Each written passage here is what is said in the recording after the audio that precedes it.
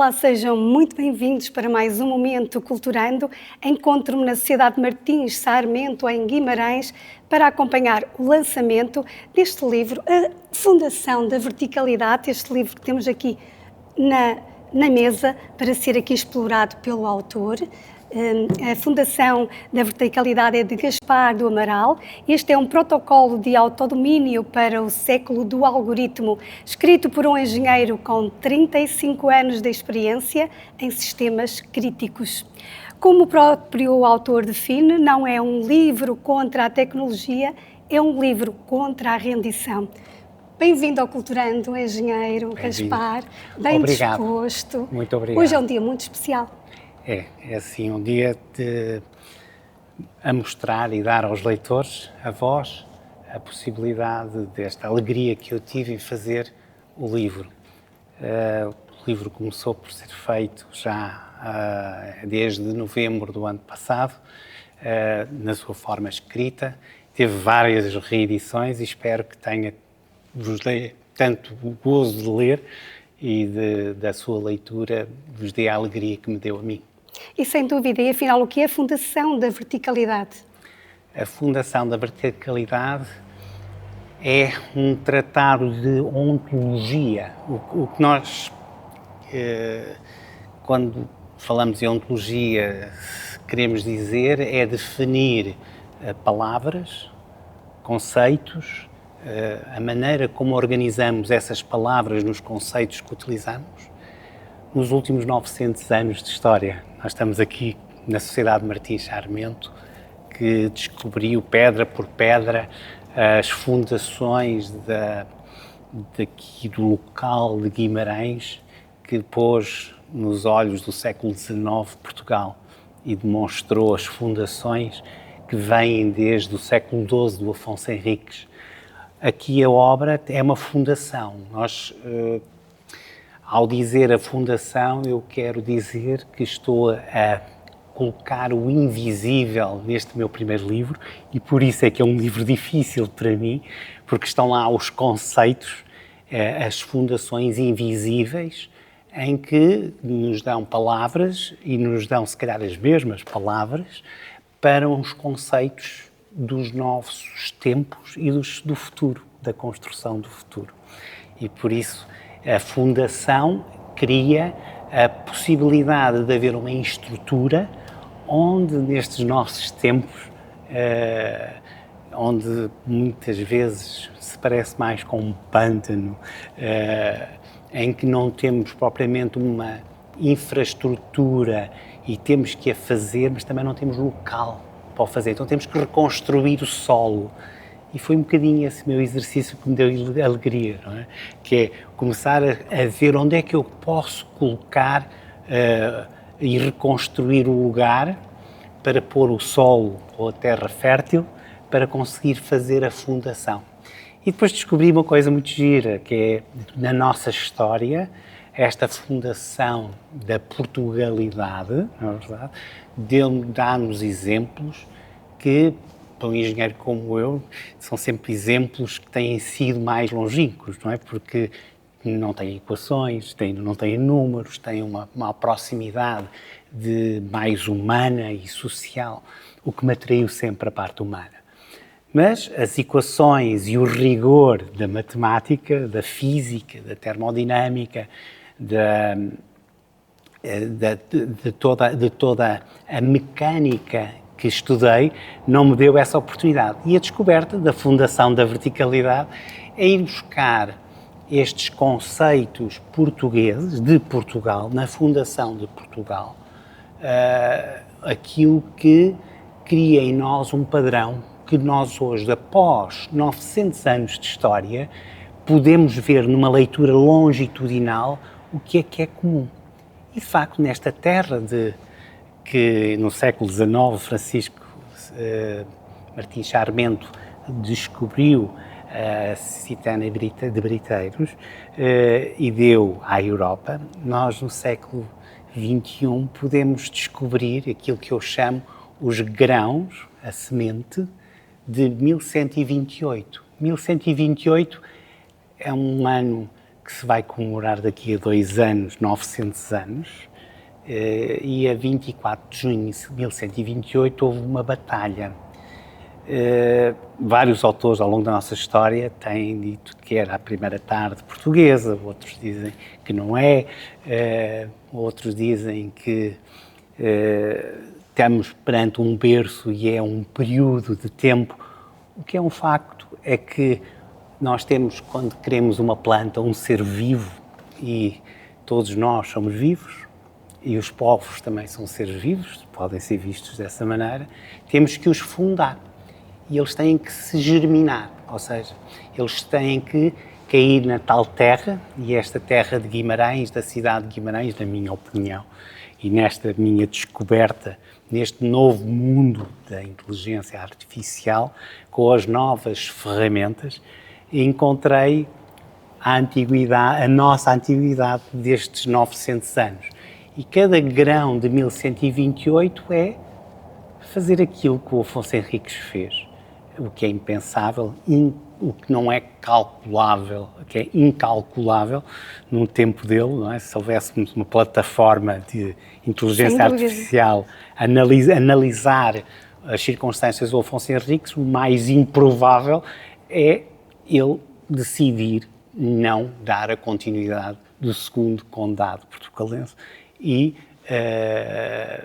ao dar a continuidade não haveria Portugal.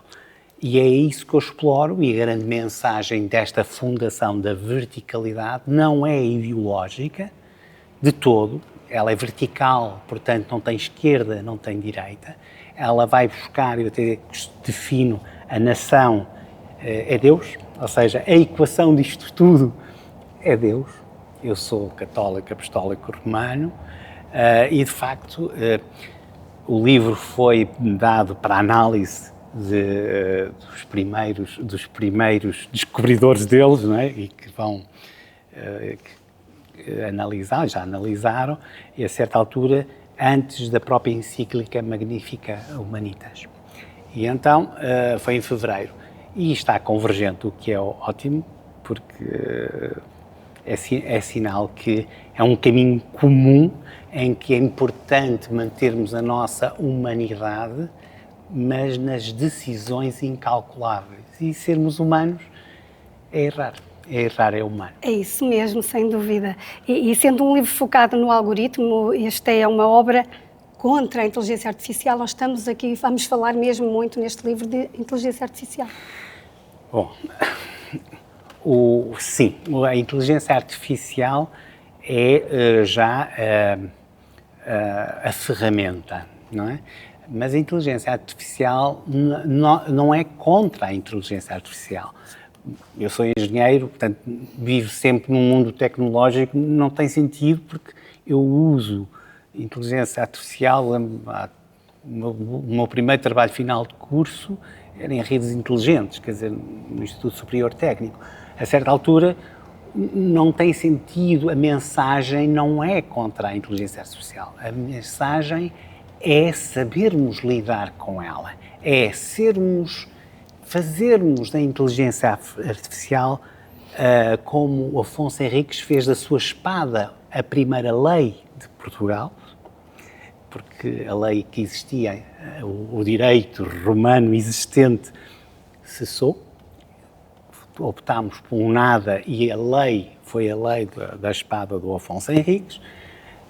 A nova espada, a nova ferramenta, e que de facto até o Papa Leão XIV nos vem dar uma encíclica 135 anos depois da encíclica da renovaram, portanto, de facto, estamos perante uma revolução digital onde a tecnologia de inteligência artificial muda o conceito e, por fim, se muda o conceito, ontologicamente, o que é ser humano também tem que continuar a ter a mesma dignidade.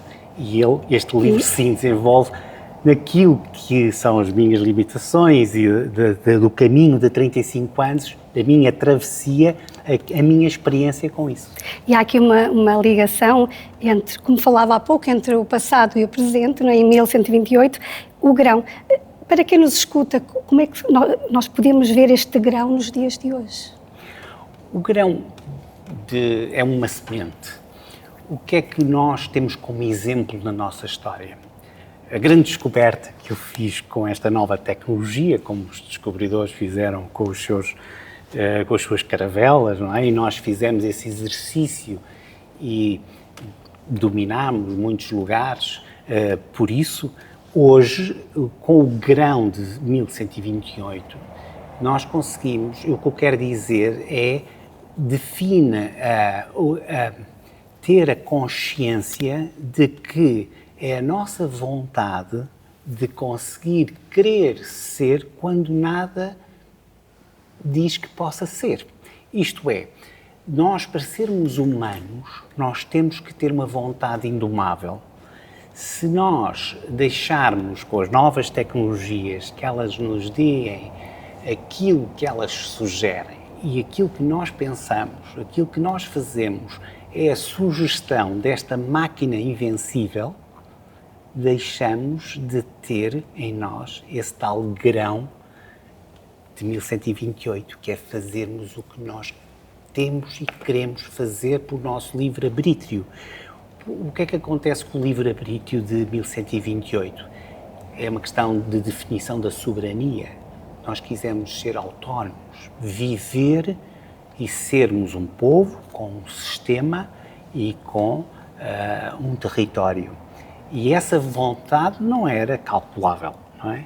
Eu tive na minha vida essa experiência, portanto, eu tenho um percurso militar, estive na Academia Militar, preparei-me durante 5 anos, tive também um curso de 5 anos no técnico, de engenharia eletrotécnica, e depois tive a preparação em tanques das forças multinacionais, tanto na Bósnia, para o Kosovo e depois para Timor, onde fiz parte.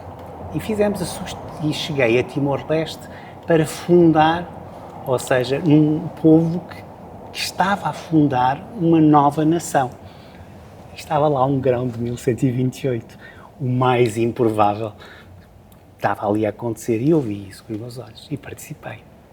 É isso que depois nos dá raiz, não é? Este livro não é propriamente só a narração de outros, ou seja, todos os capítulos têm todos aqueles Há autores... muitas abordagens de outros autores. Ou seja, não existe, aliás, de uma forma metodológica e de uma forma extremamente científica, eu coloco todos os autores que porque fiz a minha revisão de literatura, identifiquei-os, pô-los em confronto, e por isso na capa, se virmos, há uma tensão permanente entre duas vertentes em que se consegue ter aquilo que não é o novo mundo, não é? Aquilo que é a história, aquilo que são os conceitos, a ontologia sem inteligência artificial, e agora com a nova ferramenta, com a nova espada de Afonso Henriques, o que é que vem pôr em causa e que há atenção e que frequência isto dá. Ou seja, que estabilidade é que nós precisamos para conseguir sobreviver aquilo que eu chamo também, como outros autores, o tsunami desta revolução digital. E esta obra também fala muito no utilizador e no operador, não é? O que é que no fundo distingue o que é um utilizador e o que é um operador? Porque ao lermos o livro, eu já li uma parte, um bocadinho que já deu para eu perceber que temos aqui uma obra que requer também muito trabalho nosso, interior, não é? Sim, a execução. E fala execução, pôr em prática, não é? E fala muito do utilizador e do operador. Qual é a diferença entre um e o outro? Ora, nós somos um utilizador. Desde que tínhamos um telemóvel na mão, nós utilizamos a tecnologia. Quando eu falo no operador, é nós sabermos até que ponto o que nós fazemos durante um dia, para dar um exemplo concreto, se durante este dia que passou, o seu dia, analisar o que é que organizou, o que é que fez, como fez, ou seja, as atividades que teve, o que é que a maior parte delas são como resposta a um como fazer ou respondem a um porquê. Portanto, aqui é que está a grande diferença. Se o utilizador deixa de ser utilizador e passa a ser um operador, se ele consegue entender que só utiliza a tecnologia dirigida por ele dirige onde quer chegar, quais os pressupostos, e aqui eu defino ao longo do livro 10 equações, quais os critérios que ele deve ter de qualidade para conseguir chegar à pergunta central, aquilo que todos os doutoramentos fazem, andar à procura de resolver um problema, ter resposta a uma pergunta. Então, se nós conseguirmos ter este porquê, nós, durante o dia de hoje, e a maior parte do nosso dia, conseguir dar respostas a porquê é que estamos a fazer isso, porquê é que isso está a acontecer, nós estamos no caminho certo. Se tivermos só a organizar, a ler mails, a responder automático, a fazer coisas mecânicas, então aí vamos ter um problema. Vamos continuar a ser utilizadores e vamos ter aquilo que eu defino no livro, temos uma nova aristocracia digital, que é também outra inovação que está nesta ontologia. A aristocracia digital, eu defino que a inteligência artificial é a nossa fidalga, ou seja, nós temos um algo, e esse algo é o ser humano, somos nós, e nós cada vez mais temos que entender o que é ser humano, e ser humano é ter emoção, é errar, é ter sentimento, é viver a vida. A máquina, as ferramentas de inteligência artificial são as melhores maneiras que hoje temos, rápidas, com qualidade, invencíveis para o próprio ser humano, de dar a resposta. Ora, o que é que nos está a acontecer? Está-nos a acontecer que nós, ao termos uma resposta perfeita, temos que nos centrar em fazer a pergunta. Quem faz a pergunta é o algo que define aquilo que quer. Então, temos que ser nesta nova aristocracia, que todos são aristocratas, para ter esse algo. E este algo é que dá vida à fidalga que é a inteligência artificial. Agora, esta inteligência artificial tem que ser lidada com muito cuidado, sempre não deixando ela subjugar-nos ou dominar-nos por ela. Temos que ver que também estamos num pântano. Qual é o nosso pântano? Se olharmos para a nossa educação, se olharmos para os nossos 200 anos de formação académica, formação profissional, é sempre para dar a resposta. E desde 2022, novembro, que surgiu os primeiros algoritmos, não é verdade? Não são os primeiros, porque já vêm desde 1960, mas que se tornam mais do que senso comum, tornam-se acessíveis e democratizados para toda a população, que isto é fantástico. Sim, porque sempre existiram, mas... Existiram desde 60, portanto há uns padrinhos da inteligência artificial que nos vão dando essas possibilidades, mas em círculos fechados, não é verdade? Quando há esta abertura, o que vai acontecer é que, de facto, nós temos que nos preocupar com a pergunta, em sermos o algo, em sermos humanos, e por isso é que eu digo, o engenheiro humanista, como todos nós temos que ser cada vez mais humanos. O que nós vemos da nossa cultura é dizer assim, tu és arquiteto, que anda máquina. Ou seja, esse é um robô de carne. Nós andámos a querer que, nestes últimos 200 anos, a ser aquilo que a inteligência já é, muito melhor, a dar respostas, e aqueles que têm grandes certificações hoje, foi porque deram boas respostas, que a IA hoje já dá muito melhor. Ou seja, temos aqui uma situação em que todos nós temos que fundar fazer o novo solo para pôr as nossas fundações do nosso dia-a-dia e conseguirmos ter e fazer as perguntas. E nomeadamente à ferramenta, à espada do Afonso Henriques, quer dizer, se eu posso ter o Camões ao alcance dos meus dedos, se eu posso ter os melhores de todo o conhecimento para me darem respostas, eu vou precisar da resposta, vou ter 1001 respostas fabulosas de uma criação imbatível.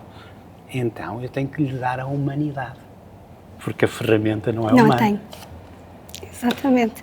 E esta obra também nos fala de várias equações e, aliás, ela termina, não é? Sim, com uma. Com uma equação. Ou seja, que sintetiza as outras todas. E essas 10 equações que o livro apresenta é o arsenal métrico. Corresponde a isto? Bom, tem a ver com a minha travessia, não é verdade? A certa altura, para um engenheiro, tem sentido os números. Os números em si dão-nos a metria, dão-nos aquilo que nós chamamos os índices de desempenho. Se conseguimos avaliar se temos um bom desempenho ou não temos um desempenho. Eu sou um apologista de que tudo deve ter uma paramétrica, isto é, isso é uma consequência depois de definirmos neste livro as equações, estas tais equações que definem os critérios ou alguns critérios para a soberania, para os tais grãos, para os critérios para que se possa avaliar, por exemplo, a nossa circunstância hoje no Estreito de Hormuz, não é? Portugal já teve portugueses em outros séculos, a dominar aquele estreito, em ser soberano daquele estreito, como é que, de facto, esse desempenho da soberania, do ser soberano, se pode classificar. E aí é que aparecem as métricas, porque senão fica só com é adequado, não é adequado, muito, sem conseguirmos depois fazer um ranking, conseguir dizer, por exemplo, que é muito interessante com estas com estas equações, eu já, após ter feito este livro, fazer a comparação de 30 eventos nos 9 séculos de história de Portugal e dizer quais é que têm, de facto, um índice geral de verticalidade superior aos outros. E dizer assim, nós no século do infante, não é verdade, dos nossos descobrimentos, conseguimos ter um índice de 9,6. Se calhar, se formos analisar outro período da história, só temos 4,5. Isto traduz-se para um engenheiro numa métrica de desempenho em que conseguimos, se calhar, ter aquilo que me parece que é bastante útil e bom para toda a sociedade, transformar o museu, que aqui estamos, não é? Que existe aqui na Sociedade Martins Sarmento, ou a memória institucional da Portugalidade, transformá-la num ativo tecnológico. Porque se tivermos estas métricas, estas equações, em que conseguimos medir e dizer que em 1580 a crise do pleito sucessório que existiu e que perdemos o rei, chamemos-lhe assim, para não dizer que perdemos muito mais do que isso ou não, mas que aconteceu esse pleito sucessório e passámos a ter uma dinastia filipina. E o que é que aconteceu neste índice de geral de verticalidade em comparação a 1128 na Batalha de São Mamede, 24 de junho, que poderá ter sido para mim é o primeiro dia de Portugal. Isto é útil e eu não tenho visto por aí. E talvez este seja o grande contributo deste primeiro livro, é uma abordagem mais parametrizada da própria história, da própria maneira de ver e utilizar a tecnologia. E falando de história, falando de equações, qualquer pessoa pode ler este livro, não precisa de ter formação para ler estas equações, por exemplo? Não, porque elas têm a explicação em letras, ou seja, em palavras, em conceitos, e isso é importante entender, que não é uma equação, o cálculo, não é verdade, que nós podemos desenvolver na matemática, que muitos deixam e param a matemática ou no 9º ano, ou no 11º ano, porque vão para vias de ensino em que não está lá a matemática. poderão ter mais dificuldade em entender o que é um fluxo, o que é uma equação diferencial, mas neste livro o que existe é, de facto, a tradução da perspectiva de como é que nós podemos olhar para a nossa história, olhar para o nosso presente e conseguirmos avaliar qual é que é o nosso índice de soberania, qual é que é o nosso índice pessoal interno, não do país, isso será no segundo livro, mas no primeiro qual o nosso índice de soberania sobre nós próprios para conseguirmos não ser dominados por esta nova tecnologia. E o que é que responde este livro aos historiadores? Fala muito de história. Sim, tem uma resposta muito concreta, que é a história em si é fundamental para todos nós, até para os engenheiros. E estar a ver só a história como para os historiadores é uma ironia que se encerra nela própria. Eu sou muito nexista, ou seja, temos que criar pontes entre É importante os saberes. a interdisciplinaridade. Exato, porque senão, em qualquer empresa, se tivermos só um especialista de uma área, para não estar a dizer uma delas, um dos especialistas não nos vai dar uma solução completa. Portanto, quando nós abordamos a realidade, também temos que abordar da mesma maneira. E esta percepção da história, porque a história narra aquilo que aconteceu, e o que aconteceu não com a emoção da contemporaneidade, ou seja, sim com a análise fria daqui dos dados e dos números, depois os atores terem ido e nós vermos aquilo que aconteceu com olhos de auditor. E este livro é isso, é a auditoria da realidade, é essa realidade que sem a emoção ideológica, sem uma emoção contemporânea, mas que pode ser vista com uma emoção matemática, física, termodinâmica, e temos muitas coisas para analisar e fazer auditoria na nossa soberania, por exemplo, da energia, por exemplo, da saúde. E estas análises históricas, que não são de um historiador, são abordagens, são critérios que podem dar algum complemento à verdade, que não é a verdade toda, podem ajudar a perceber e a compreender melhor a realidade. É, sem dúvida. Falava há pouquinho do segundo livro, O Abismo do Rigor. É verdade. Está já prontinho? Está já aí para o prelo, já está esta semana que vem, já vai. Portanto, já é a mesma abordagem metodológica, mas não numa perspectiva interior do indivíduo, do ente, mas sim da nação, da parte coletiva.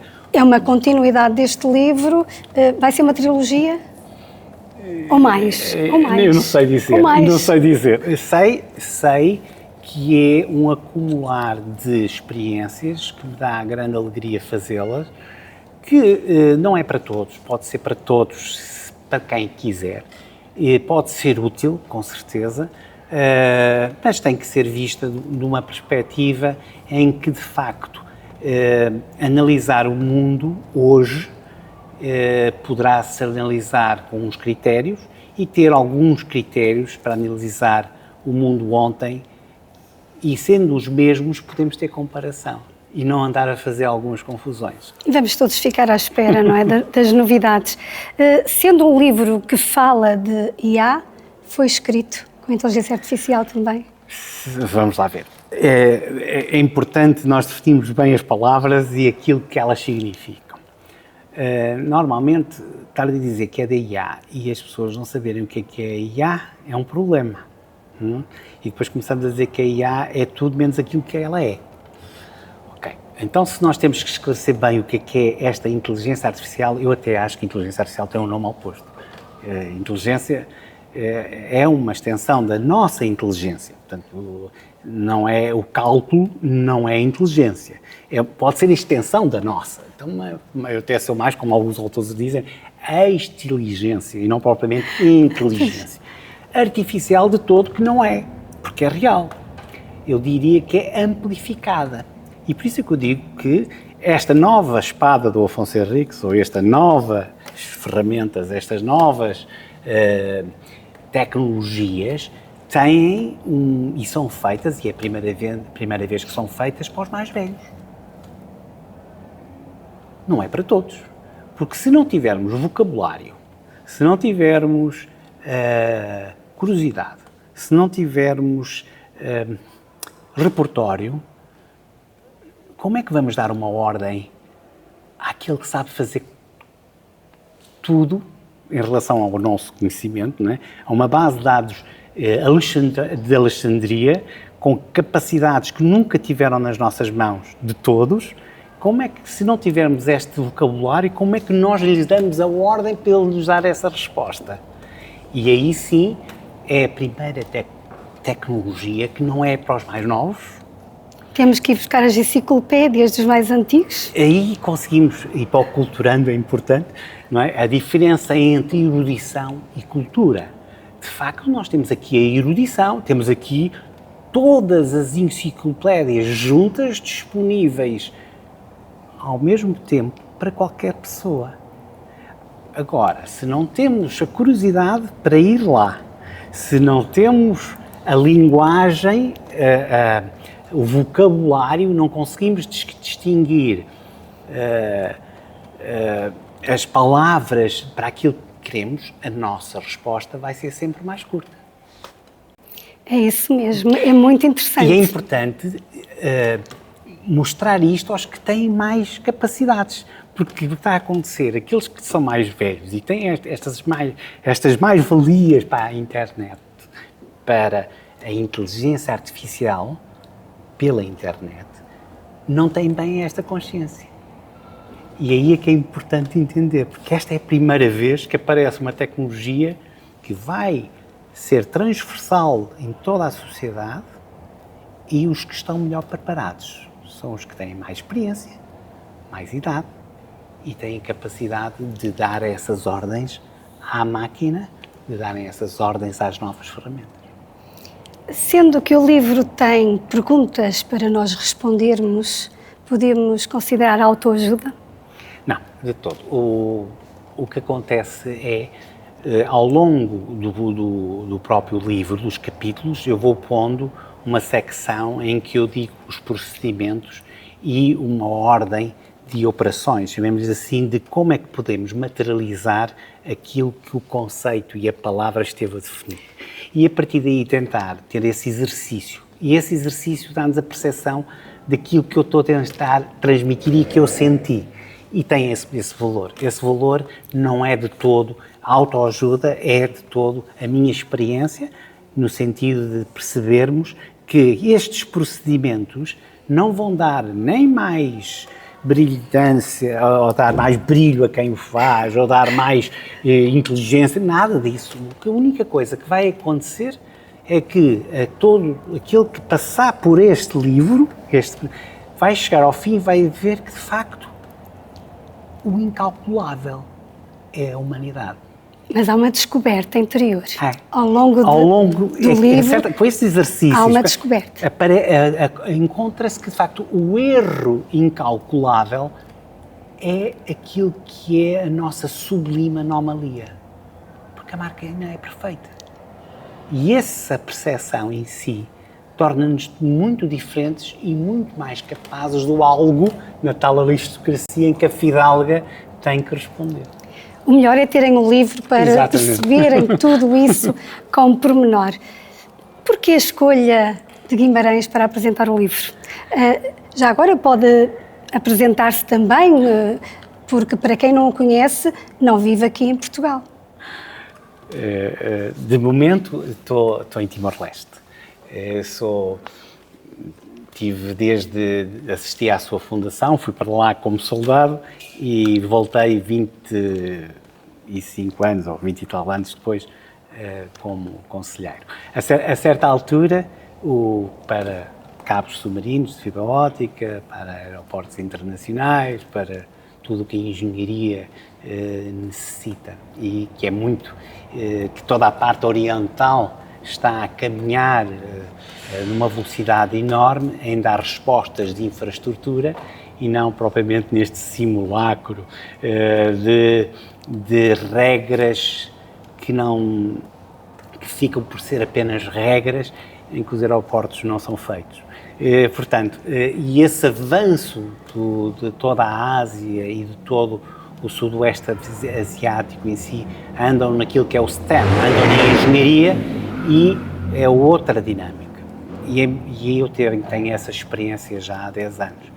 O que de facto o que acontece aqui em Guimarães, porque é a cidade da fundação de Portugal, aqui em Guimarães, porque de facto eu não nasci em Guimarães, mas toda a minha família é de cá e eu tenho casa agora em Guimarães e de facto é o sítio onde nasceu Portugal e é onde eu tenho, portanto, a Guimarães tem aqui o Toural, não é? Se nós olharmos a Idade Média do século XII, o Toural é onde se vende os touros, não é verdade? Eu chamo-lhe, nós hoje temos o gado digital, onde há o comércio. Se nós repararmos, temos a Basílica de São Pedro, aqui mesmo ao lado. É a única no país que tem 3 cruzes. É a Cruz de São Pedro. Se repararmos também aqui no Toural, temos a muralha, onde diz aqui nasceu Portugal, onde se juntam o que era o sistema da Idade Média, não é? Portanto, a nobreza, o clero e o povo. Hoje temos isso tudo e continuamos hoje a pensar. E para pensar Portugal, para pensar naquilo que é a Portugalidade, não há nada melhor do que apresentar e fundar a Fundação da Verticalidade aqui em Guimarães. Faz todo sentido. 50 exemplares não é pouco? Bom, é um critério, Uma fundação. É uma fundação, ou seja, se os primeiros passos têm que ser dados com prudência e serem dados com bastante assertividade. Eu não fiz mais porque achei que era importante agora fundar. E fundar não é com muitos, mas com esses. Não é a quantidade que me vem dar, que dá a qualidade. E de facto, rapidamente poderá existir outra, vai depender das reservas, de haver uma edição maior.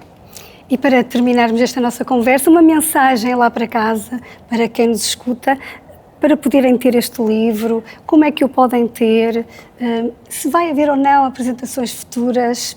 Sim, o que temos de facto é a Fundação da Verticalidade, está a ser distribuída pela aprecisa.com, por vocês, vamos difundindo e vamos divulgando à medida que vai existindo os próprios produtos, os infoprodutos que se vão fazendo. É progressivo e não massivo. Portanto, é uma abordagem completamente diferente, em que o que interessa é, de facto, verificar agora a qualidade e depois continuidade. E, de facto, nessa perspectiva, para casa, para o leitor, é que tenho a mesma alegria que eu tive a lê-lo como a fazê-lo. Muito obrigada, Engenheiro Gaspar, por esta nossa conversa. Desejos de muito sucesso por parte de Culturante. Muito obrigado a todos.